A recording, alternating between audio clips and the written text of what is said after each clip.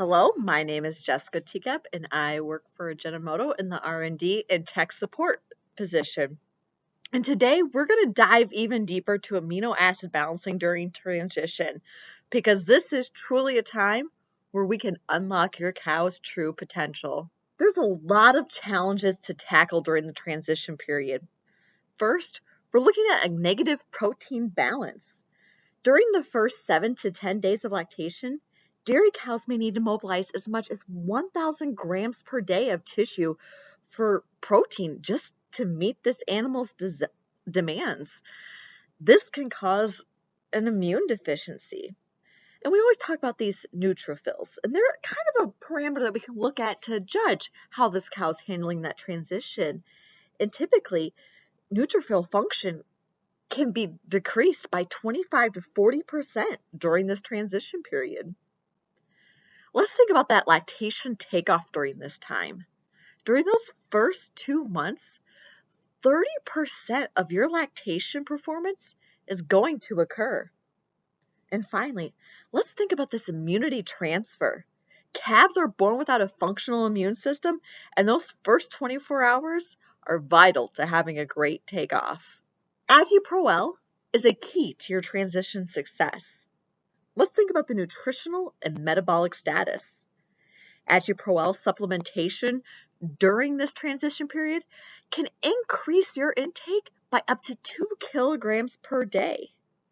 The higher supply of amino acids can also provide fuel for gluconeogenesis, resulting in 7.8% more plasma glucose compared to control cows. Let's think about that immune status we just talked about in that cow, how deprived it was while they calve. Well, cows that were supplemented with AgiPro-L returned to a normal count 7 days sooner than the control cows. This was also demonstrated by less uterine inflammation when it was tested 3 weeks into lactation. Finally, we are able to release this cow's true potential. Recent studies have shown increased secretory cell proliferation. More cells equals more opportunity for this cow to produce more milk. Let's tackle this dry matter intake issue. It's kind of this overhanging forbidden fruit that we look at during transition, because the energy requirements of this cow are going to double overnight as she begins lactation. Think of it as a Ferrari. How fast can they go 0 to 60? Glucose is the primary energy source, and amino acids from the body protein are being mobilized to fuel this gluconeogenesis, which is putting a strain on the liver. Research shows that feeding AgiPro-L during transition can limit this drop of intake pre-calving, can reduce this body weight, and also improve liver function. Let's dive a little deeper into this. As we can see from the graph, a trial conducted shows that this dry matter intake through the transition period, cows that were supplemented with AgiPro-L tended to eat 1 kilogram more per dry matter for pre-calving and 2 kilograms of dry matter when they were fresh over the control. Higher intake transitions to a more improved metabolic status.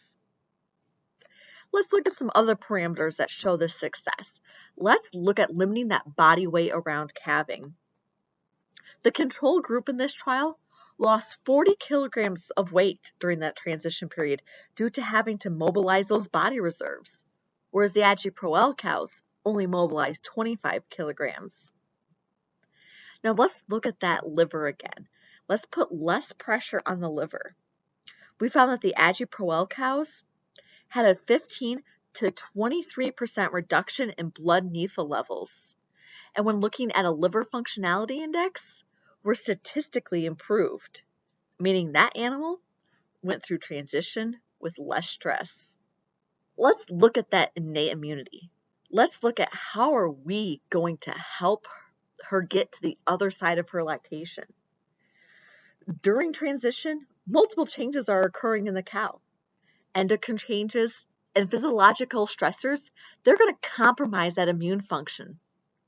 This is going to lead to a lot of these metabolic issues, such as metritis and mastitis, And depending on what you look at, research has shown that each of these cases are going to cost the dairyman somewhere between $100 to $350 per case.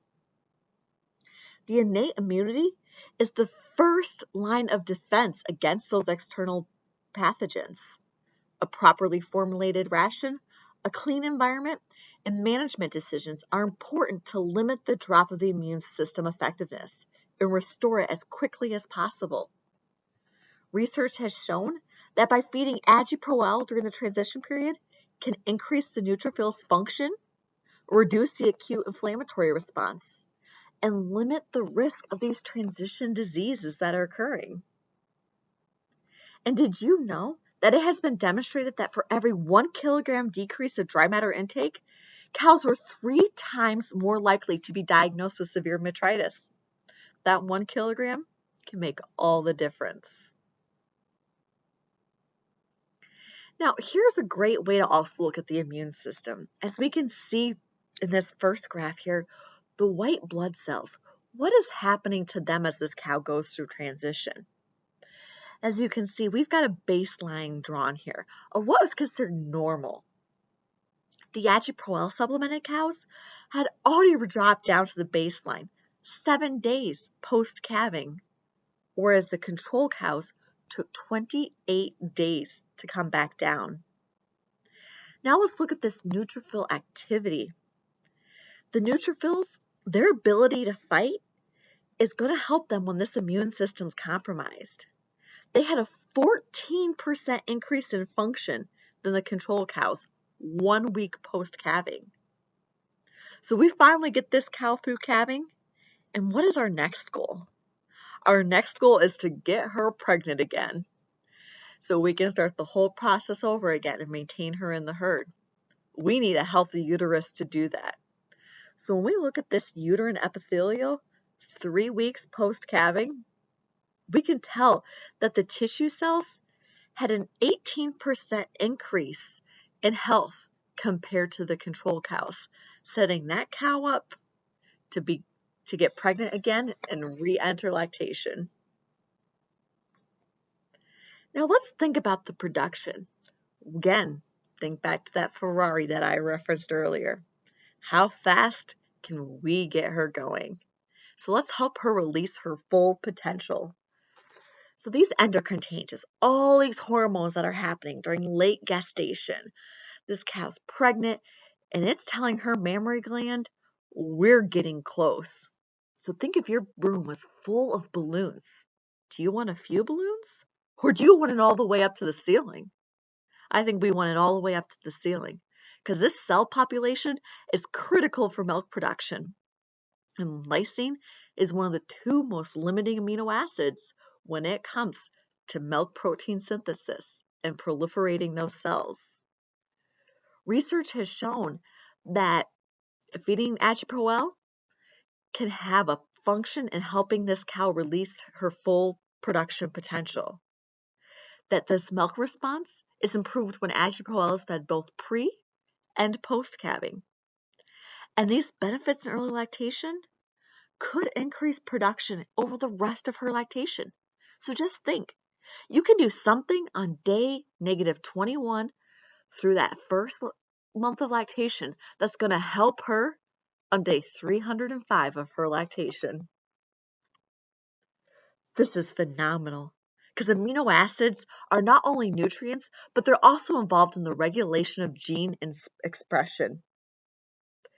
There's been in vitro studies that have shown that proper methionine and lysine levels could double the proliferation rate of mammary cells. And it's important to understand that this function is what's going to result in a greater milk production response. As we can see from the diagram here, think of that udder and again those balloons. You know, a control diet, the cow, she's got balloons. Now let's add some methionine. Okay, we added some more balloons to the room. But what happens when you have a properly formulated diet with methionine and lysine? Look at that 16% increase in mammary cell growth. Think of how many more balloons there are that can be filling up with milk each and every day when that cow enters lactation. Some of these nutritionists in the US, what we're seeing who aggressively are amino acid balancing through that transition period, they're developing these little timelines. And it's cool to hear them talk about how 7 days post-calving, 5 days post-calving, milking number 7, milking number 9. They're hitting 100, 101, 105 pounds of milk because these amino acids fed pre-fresh set that cow up for such success. This is a table showing a trial that was held here in the U.S. at a commercial research farm called Spruce Haven. And as you can see, these cows' milk production for the first 3 weeks when fed control versus control, they were at 33.9 kilograms. Now let's say they were fed control versus Agi-Pro-L. They were at 35.3 kilograms per day. But the cows that were supplemented control pre and post, they were at 36.8 kilograms per day. This improves the herd's potential over time. And this production potential, as we look at the peak production at 45 days, the amino acid cows were winning. When we look at 160 days, the amino acid cows were winning. And when we look at that milk production over that entire 305-day lactation, amino acids made these cows the most money and the most production. Now let's think about that calf. And let's think about that maternal nutrition giving that calf its best start. Calves don't have a functioning immune system when they're born. And that colostrum is their first line of defense. Now, colostrum is produced weeks before the cow gives birth, and it contains IgG.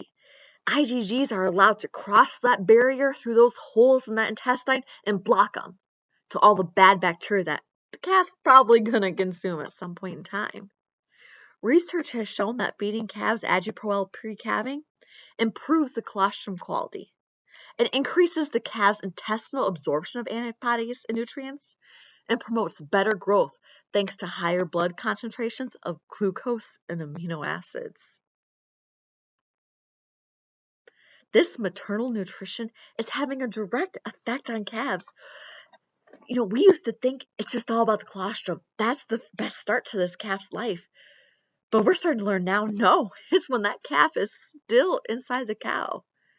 Because cows fed higher levels of lysine close up produced colostrum that contained higher levels of IgG compared to controls, 17.5% more IgGs. And wait till you see what happens to these calves next. So these calves had a higher ability to absorb the IgGs across their intestine. As we see, the calves that came from dams who were fed Agi-Pro-L were higher at day 3, were higher at day 7, and were higher at day 14.